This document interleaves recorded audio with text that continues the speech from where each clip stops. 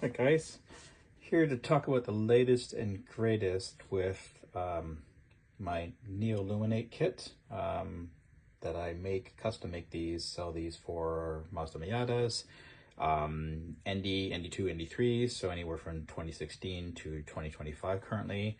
I've sold quite a few of these, but I've just done some recent updates and I'll sort of walk you through those. The main goal of this meeting is actually to show all the different sequences.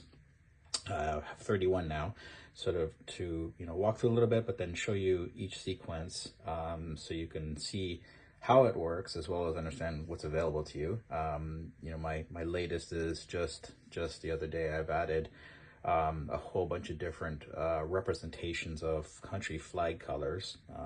Thought that folks might be interested in that.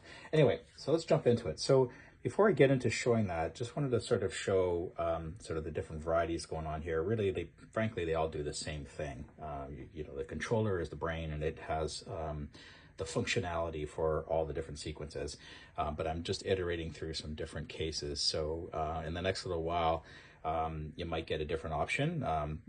Also, I've been working with some updates to my breadboard design and functionality for that too. So that's going to evolve a little bit, but generally speaking, the functions are all the same. You have a controller that mounts in the trunk. You have the strip that mounts under the trunk lid. So when you close the trunk, the strip is facing downwards and the light comes out the gap. The strip, as you can see, has ends on it, so that prevents the light bleed out the sides, because that's been a common complaint with some of the other strips. So this guy doesn't do that. For the obvious part here, it's a silicone tube with NeoPixels inside. So there's 70 individual pixels inside this, and the tube helps blend the color so that you don't have that sort of on-off look of the pixel when it's on. Just to give a quick note of what the kit looks like, but this is one of the current kits here. It's got a bunch of different things, including scannable code for installation instructions. I've got videos online. Comes with a wiring harness. You can see it better here. There's now a harness for everything up to 2023. And then 24 and 25 is a different harness. It's got an 8-pin harness on it. The harness is really straightforward. I make this plug and play. So literally, if you envision your car, usually you install these in the back left taillight, but you already have these two plugs like this in the car. Simply unplug them, plug this in line, and then this guy back into your current male plug.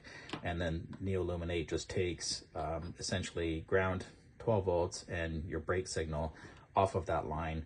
That line continues to function as normal, obviously, but really simple and straightforward, really easy to install.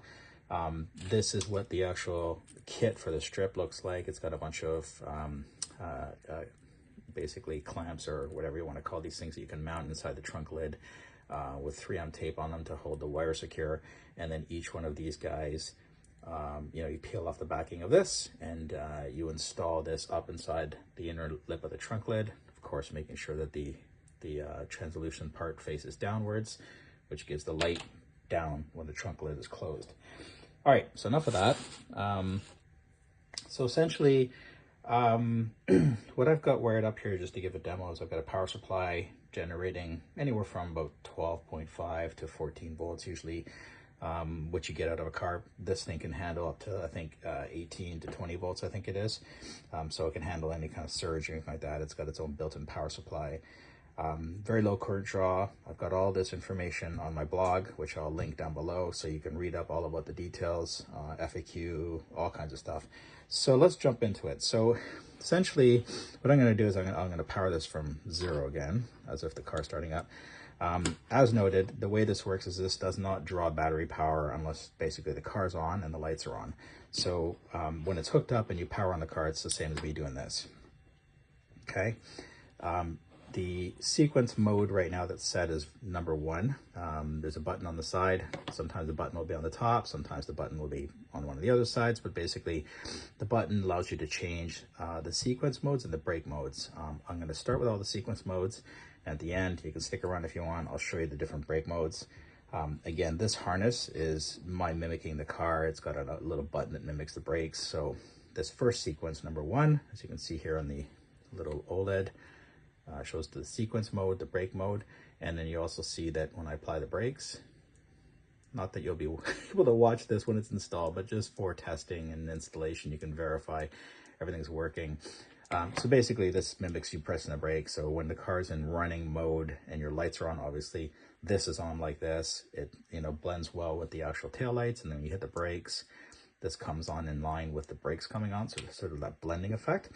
Generally speaking, this brake mode, again, there's three, you'll see, will come on every time after any one of the sequences runs. So all these sequences run in such a way that they start their sequence, some are very colorful, it switches into this view, and then when you put the brakes, this is on. So the sequences don't keep running. You know, you're not likely to get pulled over by cops because you got these crazy colors that are distracting. This just blends with the car's natural colors by design. So again, to change the sequence, we're gonna go, I'm gonna push it one more time to sequence 2, push and hold the button, the flash is green. Now we have the kit car sequence. So again, this is when you start the car, somebody will see this, and it'll go to blend up, and again, the brake mode, okay? Sequence 3, colorful version of that.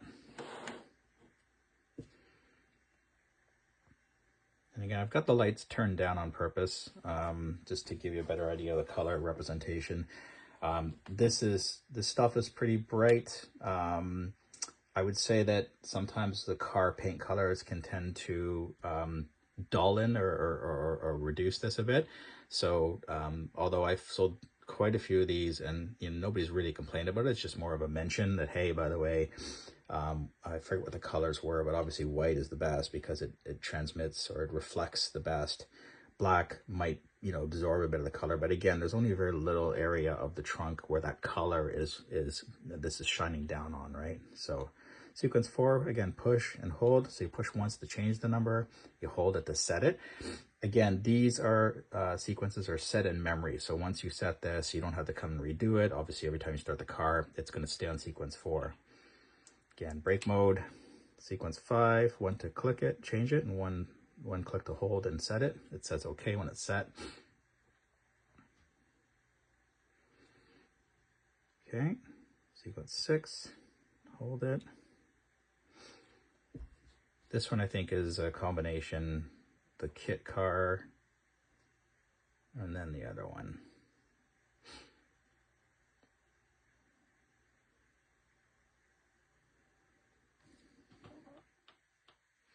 And again, back to standard running light mode, sequence 7. Again, very colorful kit view. It also shows, you know, if you're getting your testing, it shows 2 arrows going outwards, and it's basically telling you that, you know, you can't change anything while this is running. When it's until it's back in the red mode, you can't change your sequences. Number 8, very bright and colorful.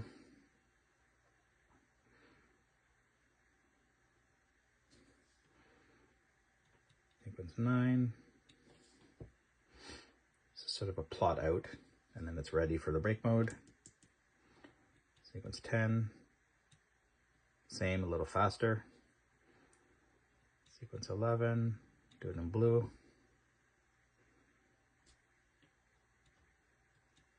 12, faster. 13.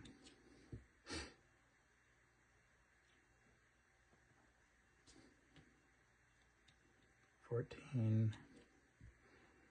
So we had the same 2 and, well, the different 2 in red and blue. The XXX is nothing more than, for whatever reason, if you just don't want a sequence to happen. So nothing happens, not even the red startup. So basically, it's only brake mode effectively, right? So this thing doesn't work until you put on the brakes. So in case you don't want a startup sequence, nobody to see it until you hit the brakes, you have this mode here. Okay, now we get into the flags. So let's go to the Canadian flag. Also, because a lot of, you know, the major country flags have similar colors, you'll obviously be able to maybe see similarities in these colors. They're for your own country. So, you know, even though they're named a certain way, they are obviously transferable to other countries. So I didn't do one for every country out there. So you can see that in the colors. They do UK.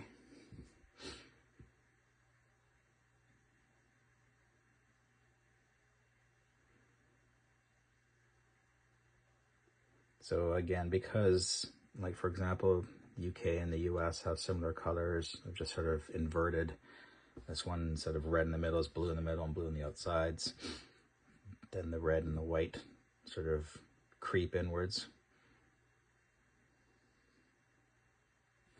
I did a second one of the USA, really no difference other than no blue ends at the very end. So again, your tail lights are going to have red there, so it's a bit of a blending. Guess what, these ones you got to watch out for the cops.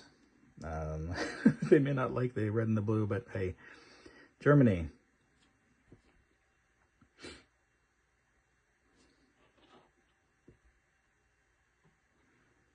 Again, some similar reusable colors probably for other countries. To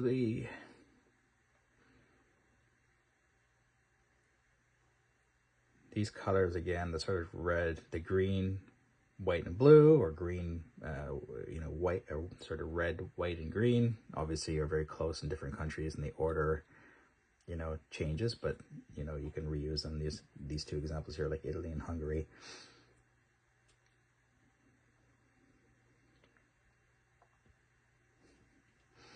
Bear with me, we're getting there. France.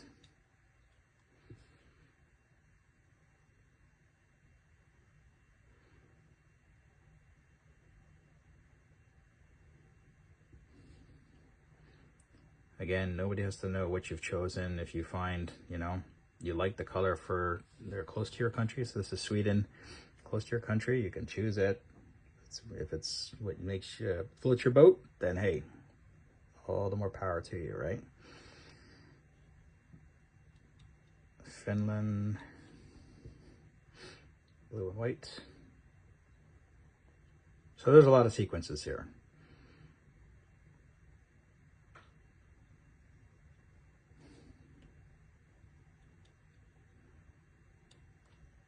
China.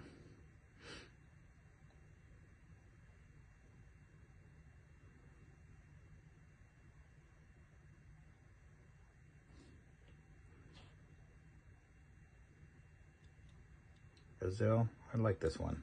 Love these colors.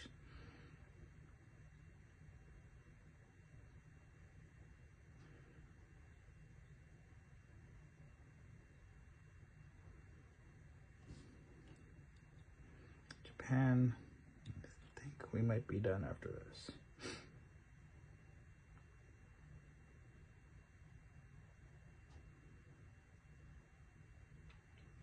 Then we'll get into the break modes. Yeah, so again, we'll leave the Japan for now, but basically, as you've seen already, that's break mode 1. It just sort of blends from the center of the outwards, brighter, maximum brightness every time I hit the brakes. It's break mode 2. Basically, break mode 2 and 3 have sort of the flasher. You just saw it there, sort of, they do a flash. The way I built this is like other brake flashes, because I know these can be annoying as hell when you're stopped at a light and somebody, every time they take their foot off the brake and put it back on, it does the flashing each time. And what I've done with this is sort of put a timer in there so that essentially the first time you tap the brakes, it'll do the flash, and then it won't redo it until after, I forget, it's on my blog, but I think it's like 20 or 30 seconds. So again, flash, and then now you can see as I'm putting the brakes on and off, it's just regular mode. So it doesn't, it's not as annoying, right? So that's brake mode 2.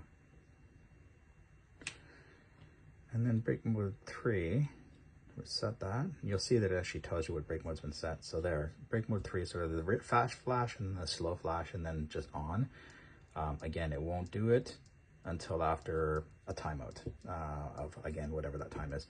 So it's normal mode. So just, again, the first time you hit the brakes in those different modes. So just reset back to brake 1. Again, usually you find where you land where you like on the brake mode. You can set the brake mode and the sequence modes, and they're all through the same mechanism of, you know, scrolling through this. Set it. Kind of most people, I think, forget it.